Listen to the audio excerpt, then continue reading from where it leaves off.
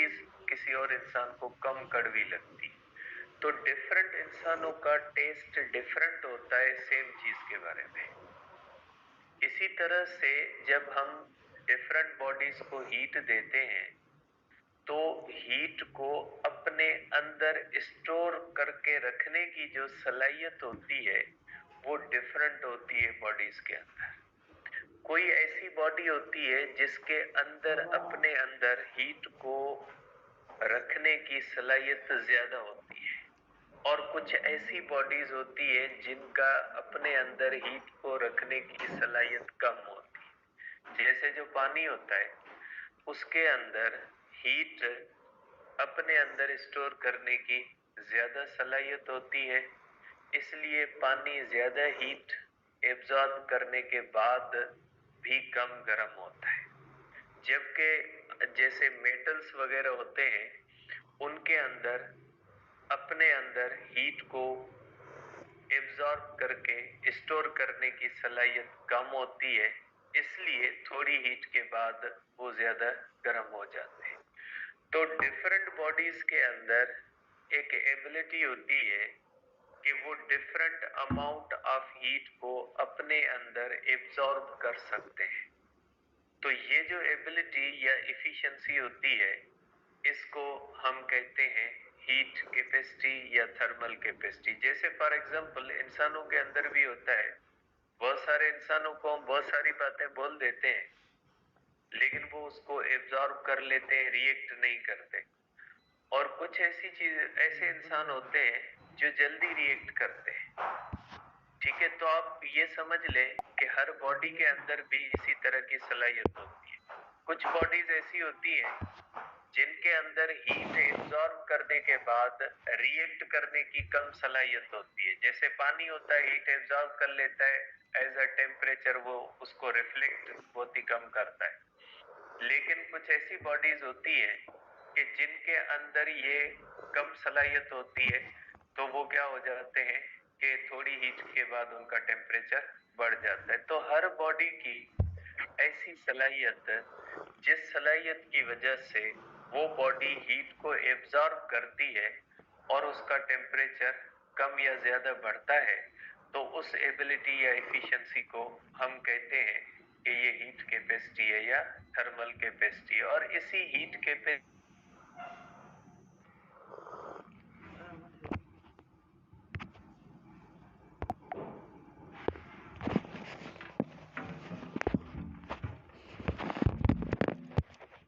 तो डाली है वही ना।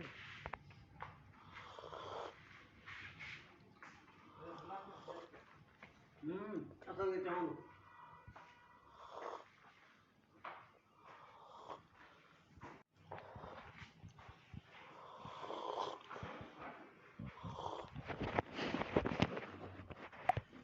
Delta Q upon delta T. और इसका जो यूनिट होता है वो होता है जूल पर केल्विन। आप कह सकते हैं C is equal to delta Q upon delta T, और डेल्टा क्यू जो होता है वो होता है जूल पर केल्विन। तो आप इसको कह सकते हैं कि वो अमाउंट ऑफ हीट, ठीक है, वो अमाउंट ऑफ हीट जो किसी भी बॉडी का टेम्परेचर 1 डिग्री बढ़ाने के लिए, अब उस बॉडी की साइज क्या है, उस बॉडी के अंदर सब्सटेंस कितना है, क्वांटिटी ऑफ मैटर कितनी है, वो मसला नहीं है। जैसे स्पेसिफिक के अंदर हम करते हैं 1 किलोग्राम और मोलर के अंदर करते हैं 1 मोल, इसके अंदर ऐसी कोई भी पाबंदी नहीं है। कोई भी बॉडी हो, छोटी हो बड़ी हो, अगर छोटी बॉडी होगी उसको कम हीट देने के बाद उसका टेम्परेचर 1 डिग्री बढ़ेगा। अगर बड़ी बॉडी होगी तो उसका टेम्परेचर 1 डिग्री बढ़ाने के लिए ज्यादा अमाउंट ऑफ हीट देने की जरूरत पड़ेगी। तो आप कह सकते हैं कि हीट कैपेसिटी या थर्मल कैपेसिटी का मकसद है वो अमाउंट जो किसी भी बॉडी की, जैसे लकड़ी है, अगर लकड़ी की भी दो बॉडीज है, एक बड़ी बॉडी है एक छोटी बॉडी है, तो आपको पता है लकड़ी की भी हीट कैपेसिटीज दो होंगी। जो बड़ी बॉडी होगी उसको ज्यादा अमाउंट ऑफ हीट चाहिए, टेम्परेचर बढ़ाने के लिए 1 डिग्री, और जो छोटी बॉडी होगी उसको कम हीट चाहिए टेम्परेचर 1 डिग्री बढ़ाने के लिए। तो आप कहोगे कि वो अमाउंट जो किसी भी बॉडी की टेम्परेचर को 1 डिग्री बढ़ाने के लिए जो है वो इस्तेमाल हो, उस अमाउंट ऑफ हीट को हम कहते हैं कि ये कौन सी हीट कैपेसिटी या थर्मल कैपेसिटी। अब ये डिपेंड किस पे करती है, ठीक है। Heat capacity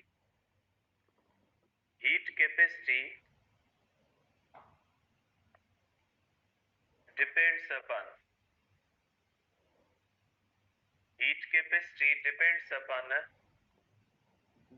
nature of substance, ठीक है। ये नेचर ऑफ द सब्सटेंस पे डिपेंड करती है। जो मेटल्स होते हैं उनकी ये कम होती है, जो इंसुलेटर्स होते हैं उनकी ये ज्यादा होती है। जिसकी ज्यादा होगी उसको ज्यादा हीट दोगे तब उसका टेम्परेचर 1 डिग्री बढ़ेगा। जिसकी कम होगी उसको कम हीट दोगे तो भी उसका टेम्परेचर 1 डिग्री बढ़ जाएगा, ठीक है।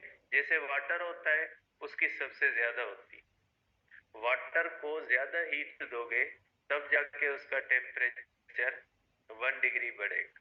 तो जिसकी हीट कैपेसिटी ज्यादा होती है उसका टेम्परेचर बढ़ाने के लिए ज्यादा हीट की जरूरत होती है, ठीक है। तो ये किस पे डिपेंड करती है, नेचर ऑफ द सब्सटेंस पे डिपेंड करती है। ये साइज ऑफ द ऑब्जेक्ट पे भी डिपेंड करेगी, ठीक है। तो आप कहोगे कि also depends upon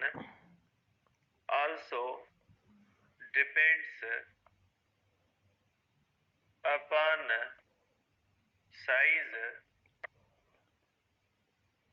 of body.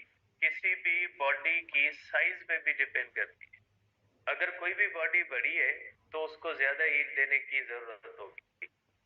Same material की दो डिफरेंट हीट कैपेसिटीज हो सकती है, ठीक है। आप कह सकते हैं कि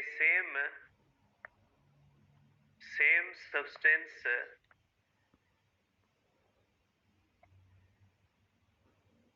may have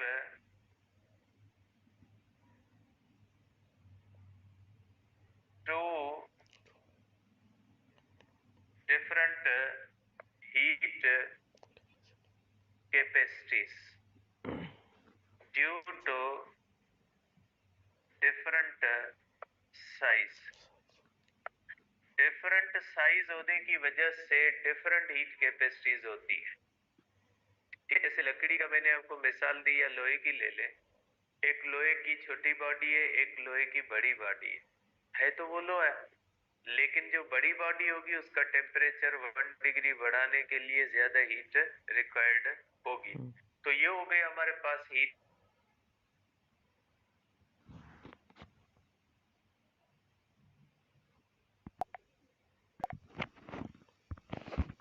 amount of heat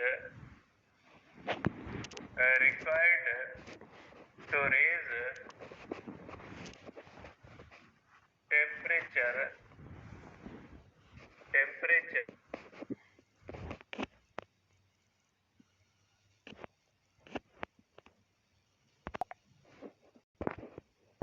of substance, 1 kilogram of substance up to 1 degree Celsius or 1 Kelvin। अब इसके अंदर देखिए अमाउंट ऑफ सब्सटेंस फिक्स नहीं है। इसके अंदर क्या हो जाता है, अमाउंट ऑफ सब्सटेंस फिक्स हो जाती है।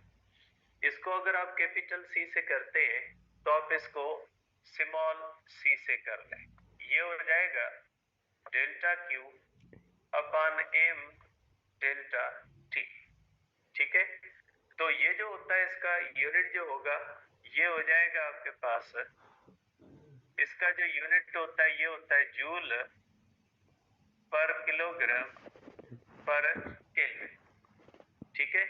और ये स्पेसिफिकली होता है 14.5 टू 15.5 या 13.5 टू 14.5 तक ये स्पेसिफिक होता है कि 14.5 to 15.5 है या 13.5, 14.5, 14.5 to 15.5 डिग्री बढ़ाने के लिए। ठीक है, किसी भी चीज का टेम्परेचर 14.5 से लेकर 15.5 तक बढ़ाने के लिए, 1 डिग्री बढ़ाने के लिए जितनी भी अमाउंट ऑफ हीट चाहिए उसको हम कहते हैं कि ये स्पेसिफिक हीट है। लेकिन सब्सटेंस फिक्स होना चाहिए 1 किलोग्राम। जैसे हम कहते हैं ना कि जो वाटर होता है, वाटर की स्पेसिफिक हीट होती है 4200 जूल पर किलोग्राम पर केल्विन। तो इसका मकसद है कि वाटर का अगर 1 किलोग्राम होगा ना तो उसका टेम्परेचर जब आप 14.5 से 15.5 करोगे तो उसके लिए आपको जो हीट देनी पड़ेगी वो होगी 4200 जूल। ठीक है, 4.2 10 पावर 3 जूल पर किलोग्राम पर केल्विन होता है। तो पानी की स्पेसिफिक हीट 4200 जूल पर किलोग्राम पर केल्विन का मकसद होता है कि अगर आपके पास पानी का 1 किलोग्राम है, क्योंकि इसके अंदर अमाउंट जो होती है वो फिक्स हो जाती है कि अगर पानी का 1 किलोग्राम होगा और उसका टेम्परेचर आप 14.5 से लेकर 15.5 तक बढ़ाओगे तो उसका टेम्परेचर ये बढ़ाने के लिए जो आपको हीट देनी पड़ेगी वो कितनी देनी पड़ेगी, 4200 जूल देनी पड़ेगी। ठीक है, तो ये हो जाता है इसका फार्मूला। अब ये किस पे डिपेंड करेगी? ठीक है, ये सिर्फ नेचर ऑफ सब्सटेंस पे डिपेंड करेगी और ये डिफरेंट नहीं हो सकती क्योंकि इसके अंदर अमाउंट फिक्स हो गई है। जब अमाउंट फिक्स हो गई है ना तो आप इसमें 2 किलोग्राम तो कंसीडर ही नहीं कर सकते, आप इसके अंदर आधा किलोग्राम नहीं कर सकते। इसका फिक्स है कि 1 किलोग्राम का टेम्परेचर स्पेसिफिकली 14.5 से बढ़ाने के लिए जितनी भी हीट चाहिए उसको हम हीट कैपेसिटी कहते हैं। तो वो तो चीज फिक्स हो गई, इसलिए ये जो डिपेंड करेगी ये सिर्फ और सिर्फ डिपेंड करेगी नेचर ऑफ द सब्सटेंस पे। ठीक है, तो आप कहोगे कि ये जो होगी आप इसको कर सकते हैं कि depends upon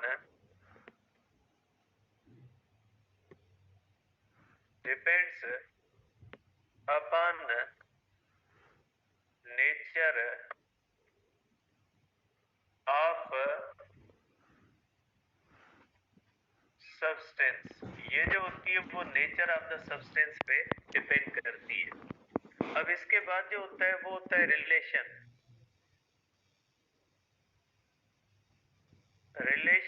between heat capacity and specific heat capacity और स्पेसिफिक हीट कैपेसिटी के बारे में क्या ताल्लुक होता है? तो आपको पता है कि ये C होती है is equal to delta Q upon M delta T, जबकि हीट कैपेसिटी होती है delta Q upon delta T। तो आप यहाँ पे कह सकते हैं कि specific heat capacity is equal to delta Q upon delta T। तो ये हो जाएगा आपके पास C अपॉन M, या आप इसको इस तरह भी कह सकते हैं कि हीट कैपेसिटी जो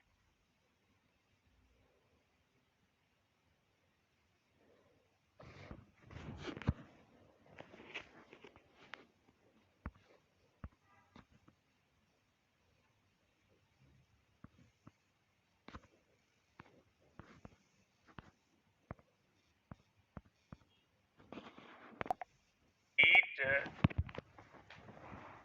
एक्सचेंज, इसके अंदर हम लॉ ऑफ हीट एक्सचेंज इस्तेमाल करते हैं। लॉ ऑफ हीट एक्सचेंज क्या करता है? Heat lost by one body, heat lost by one body is equal to heat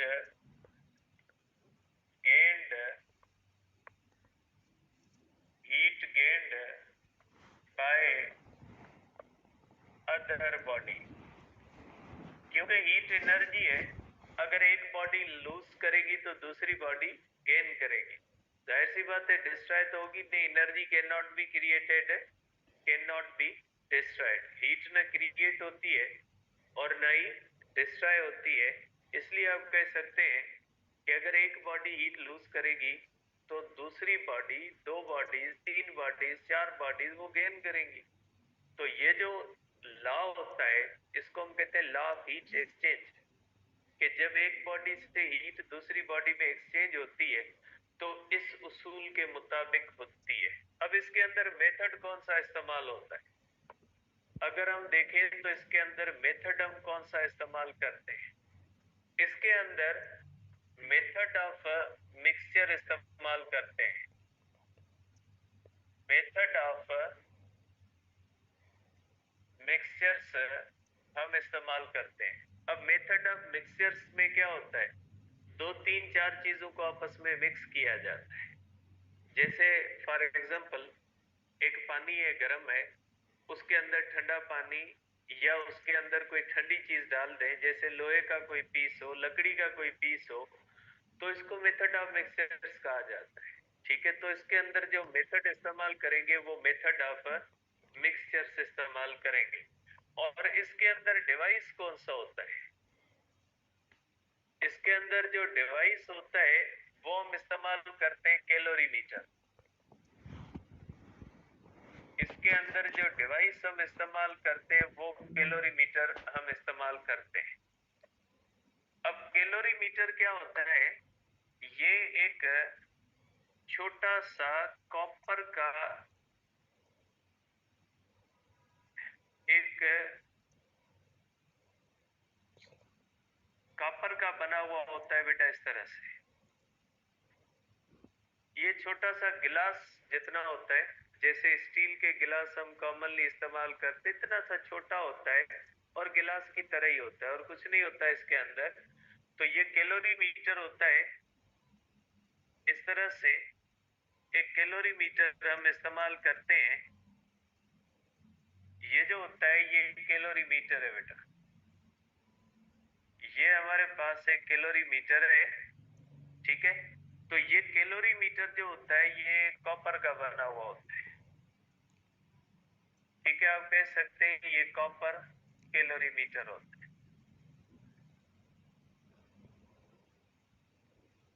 ठीक है। ये इसके अंदर जो होता है वो हम डिवाइस इस्तेमाल करते हैं। अब ये कैसे किया जाता है, इसका प्रोसेस क्या होता है, ठीक है, ये इंशाल्लाह कल करेंगे। आज टाइम हो गया तो कल हम देखेंगे